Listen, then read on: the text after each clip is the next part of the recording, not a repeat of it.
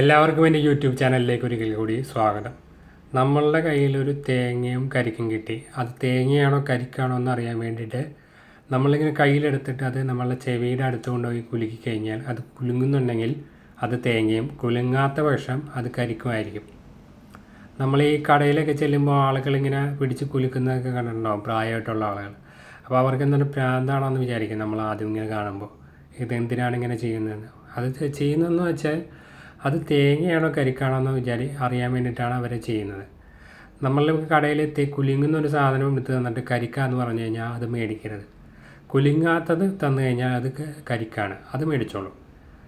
അപ്പോൾ നമുക്കിങ്ങനെ കടയിൽ ചെല്ലുമ്പോൾ ഇപ്പോൾ തേങ്ങയും കരിക്കും തമ്മിലുള്ള വ്യത്യാസം നമുക്ക് മനസ്സിലാക്കാൻ പറ്റും.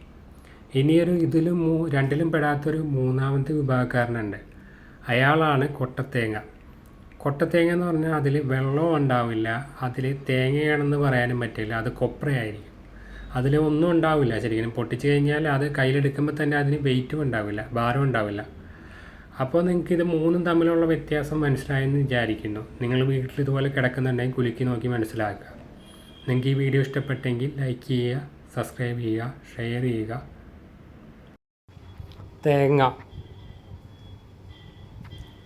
കരിക്ക്, കൊട്ടത്തേങ്ങ.